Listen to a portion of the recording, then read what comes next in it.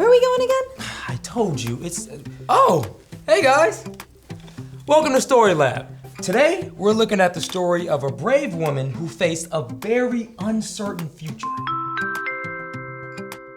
Now arriving, the express line to the unknown.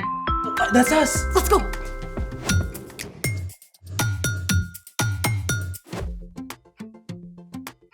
Hey guys, I'm Carter. And I'm Skylar. Today, we're talking about how God can help us be brave when we face difficult things. So how are we gonna be brave? I'm glad you asked.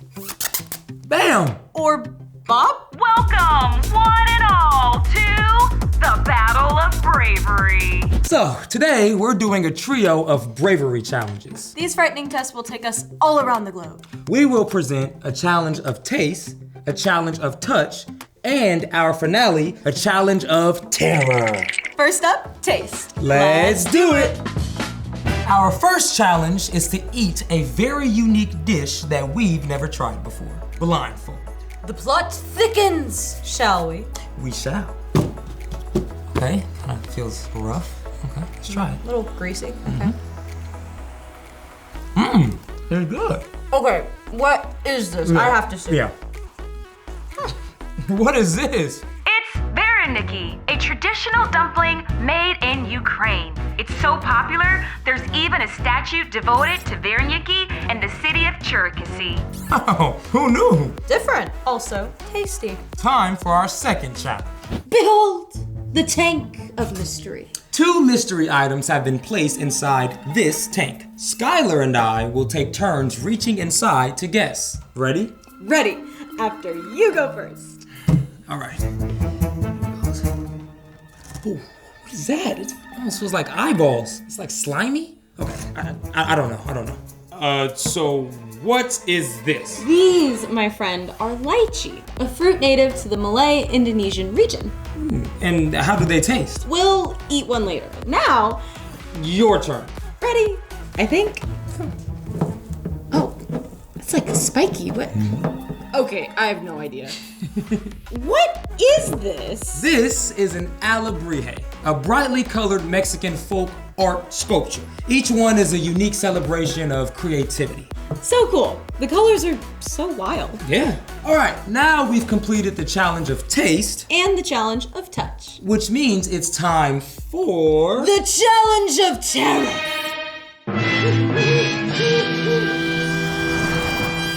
A balloon? What's so terrifying about a balloon? Just wait. I'm going to roll this die, and then whatever number turns up, that's the number of times that you have to blow up this balloon. Wait, why me? And blow it up until when? When it pops? Yep. Okay, that is slightly terrifying. Ready? I guess so. All right.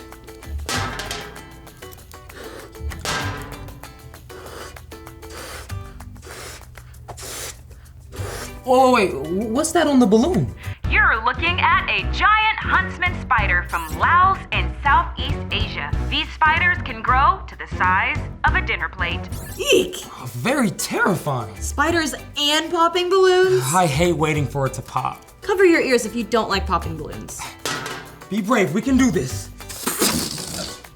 Well, Congratulations! You have both shown exemplary courage in the Battle of Bravery. Whew, that was intense. Well, almost. I gotta admit, it felt good to be brave in the face of the unknown. And speaking of bravery, it's time for... The story before the story. Today, we're in Ruth, the 8th book in the Bible. In the beginning, God created the whole world and everything in it, including people. But when people turned away from God, the world was broken, and so was our friendship with God. Still, from the beginning, God had a plan to restore it all. God chose one man, Abraham, and promised to bless the whole world through his family. Abraham's family grew to become the Israelites. After 400 years of enslavement in Egypt, God led the Israelites to a new land. In the Promised Land, God sent judges to lead the people. With each new judge, the Israelites turned to God for a while. But then they would turn from God and go their own way again. It was a dangerous time. And it's where our story starts. Take it away. Hey everyone, I'm Brian. The time of the judges was filled with wars and uncertainty. Instead of following God, most people just did what they thought was right.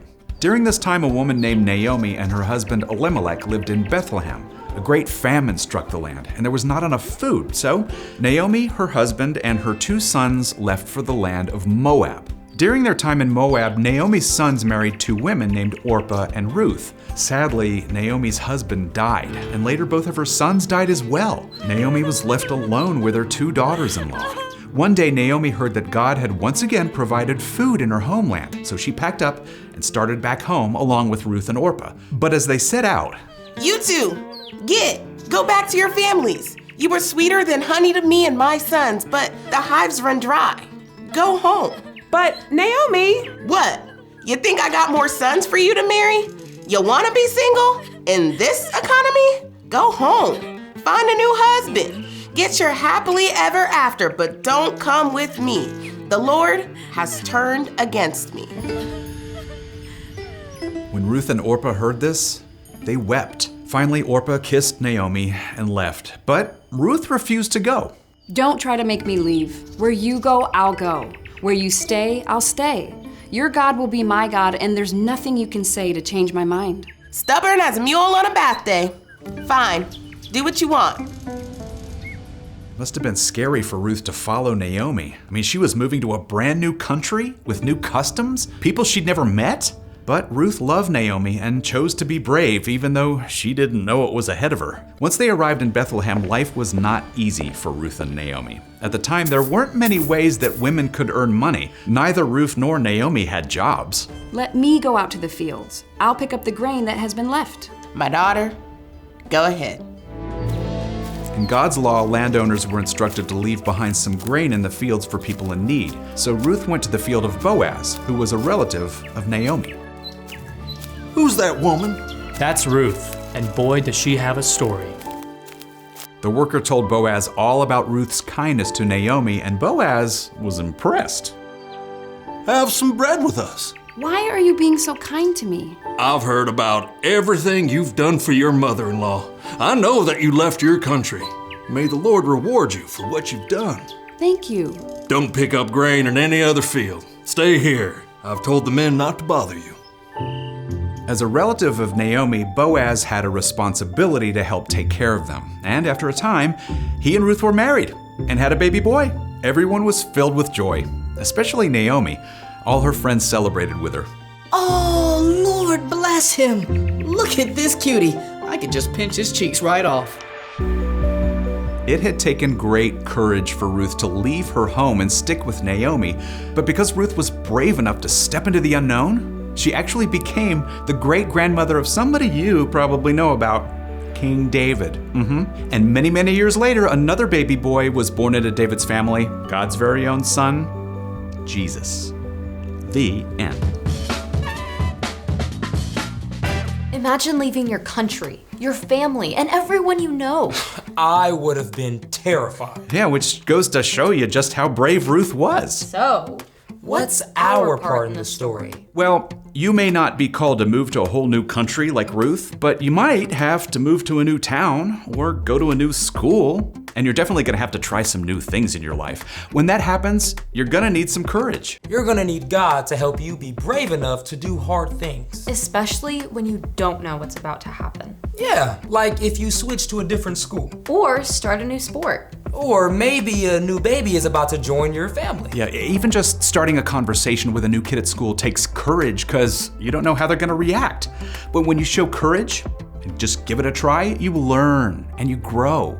And the next time, it'll be a little easier to show courage. And you don't have to try to be brave on your own. That's right. When we follow Jesus, God sends the Holy Spirit to live inside us. God's Spirit can help you be brave, no matter what you face. All you gotta do is ask. Because you're never alone. You got that right. See you next time. Bye. So here's the thing. God can give you courage when you don't know what's next. Yeah, whether it's facing a big change in your family or just trying a new food. I've got one for you.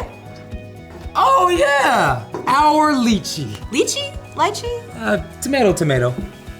Ready to try it? Yeah. Thanks for joining us in the Story Lab. See you next time. It's kind of like a scallop. It tastes like green grape, maybe? Yeah, like a green grape, a melony kind of thing. I feel like it's missing some, applesauce. Do you still have that left over? I think so. Okay, let me go get it. Okay.